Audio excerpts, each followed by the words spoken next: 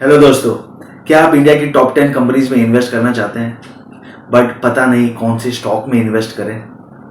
तो ये वीडियो आप जरूर देखिए।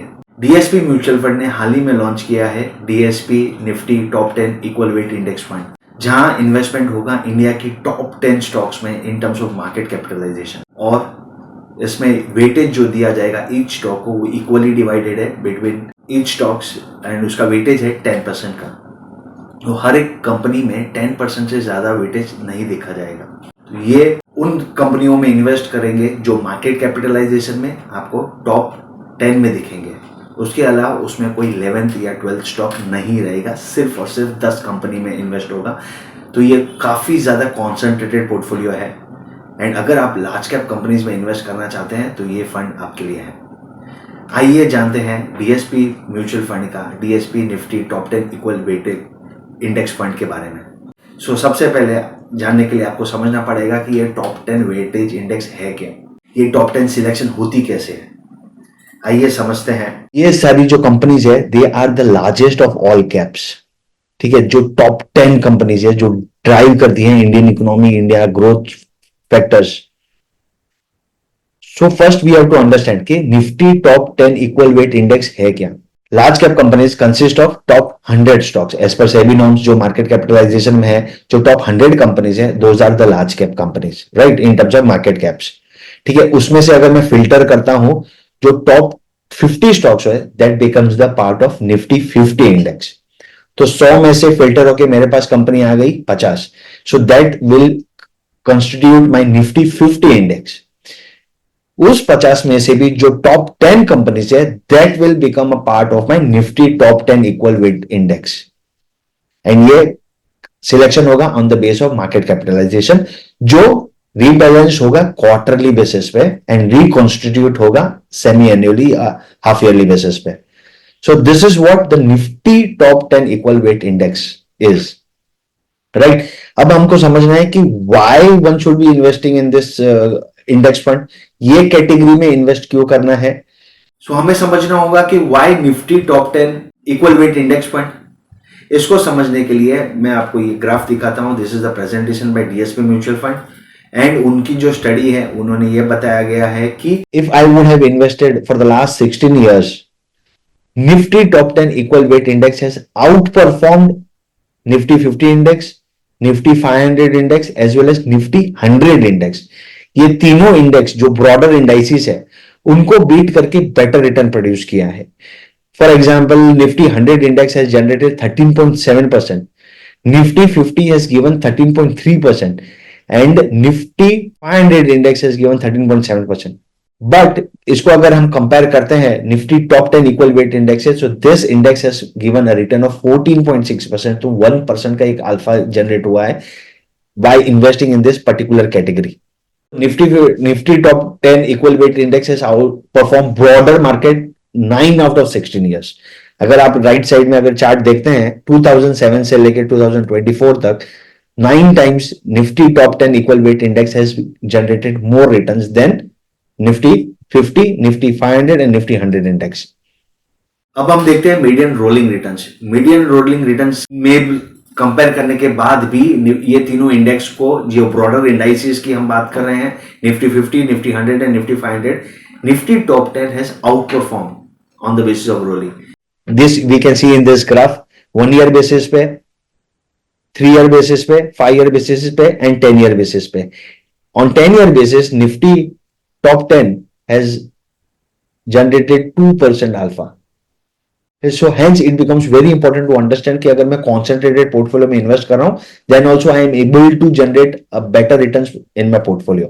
अभी हम देखेंगे कि इनकी weightage, what is the weightage of the large cap companies, the top 10 companies with respect to the market cap। Market cap of the top 10 stock versus total market cap। तो total market cap के comparison में the weight जो है top 10 stock का अभी के समय में बहुत ही ज्यादा कम है, because in the last 4-5 years the mid and small cap category has perform very well and now at a very high valuation zone, but compare to the market cap of top 10 stocks, top 10 stocks का valuation currently at a very low level available है। Hence, it becomes a right time to enter into this particular stock. अगर हम polarisation phase में भी देखें, since December 2007 and 8 में Nifty top 10 equal wait correct हुआ था बाय 44% वर्सेस निफ्टी 500 जो करेक्ट हुआ था by 52%. Same in the period of September 10 December 11 it went down by 16% compared to Nifty 500 which went down by 21%. Right, there was a deep polarization phase जहां पे Nifty top 10 corrected more compared to Nifty 500. So Nifty top 10 has given 18% returns whereas Nifty 500 has given 21%. तो यहाँ पे under performance था 3% का, right. और मार्च 20 और जुलाई 24 में देखे तो वहां पे अंडर परफॉर्मेंस था 7% का.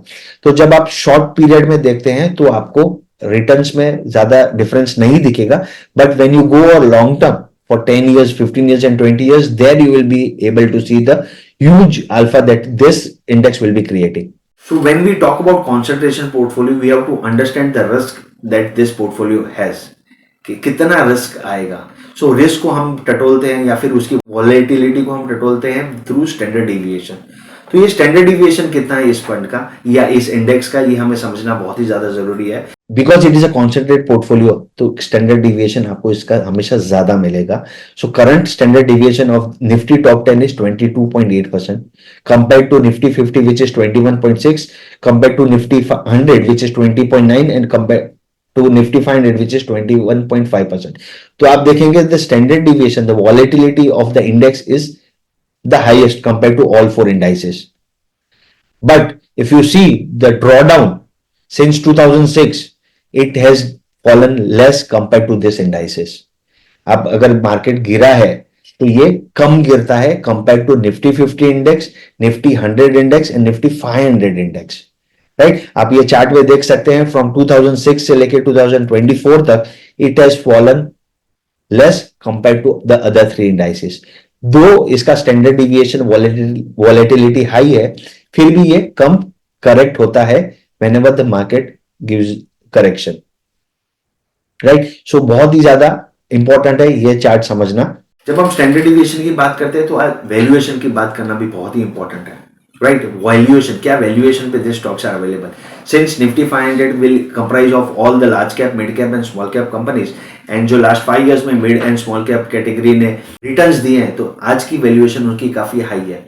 बट इसको अगर मैं कंपेयर करता हूं निफ्टी 50 या फिर निफ्टी 500 से, तो निफ्टी टॉप 10 इक्वल वेट की PE is relatively cheaper compare to Nifty 50 and Nifty top 10 की PE is cheaper compared to Nifty 500.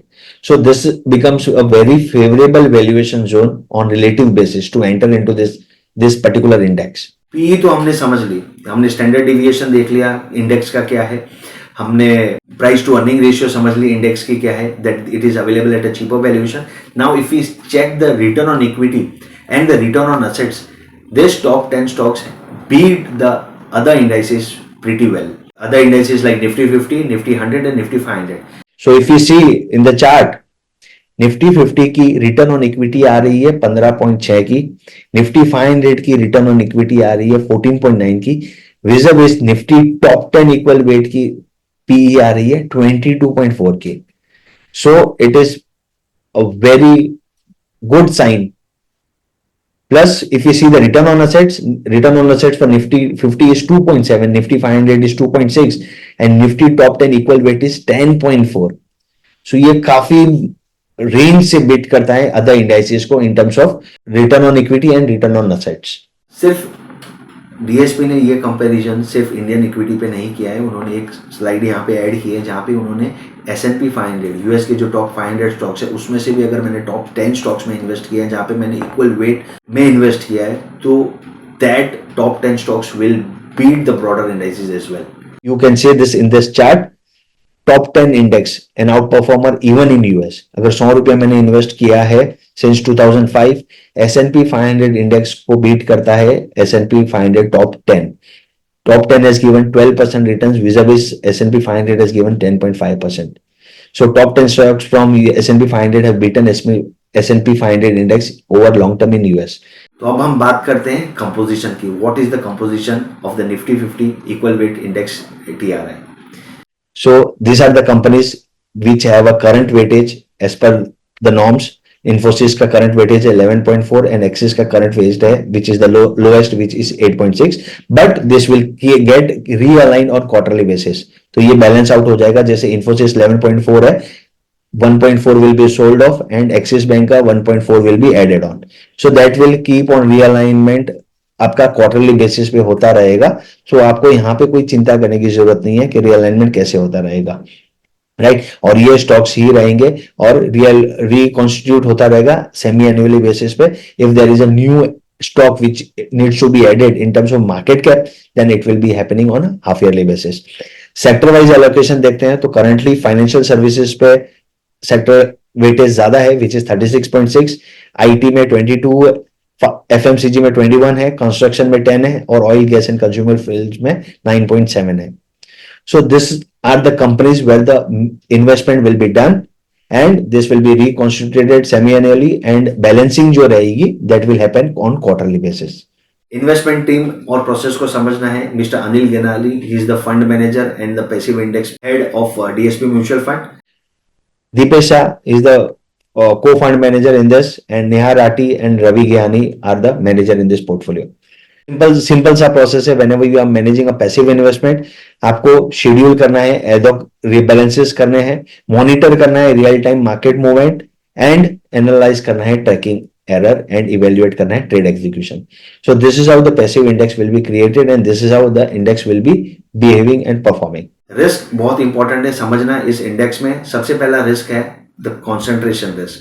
Concentration risk इसलिए क्योंकि ये सिर्फ और सिर्फ 10 कंपनी में इन्वेस्ट करेगा एंड वेटेज जो रहेगा आपका 10% रहेगा into each stock. Volatility high रहेगी।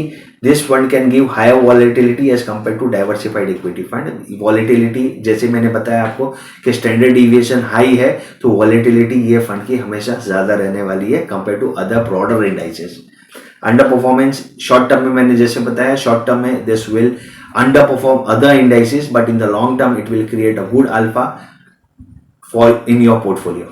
So these are the risks associated with this DSP index fund. So all in all, this is a good fund. If you want to invest in top 10 companies, you can look out into this fund जहाँ पे आपको stocks अलग अलग नहीं खरीदने हैं और India की टॉप 10 कंपनीज एक साथ खरीदनी है एक पोर्टफोलियो में, तो आप ये टॉप 10 इक्वल वेट इंडेक्स में इन्वेस्ट कर सकते हैं।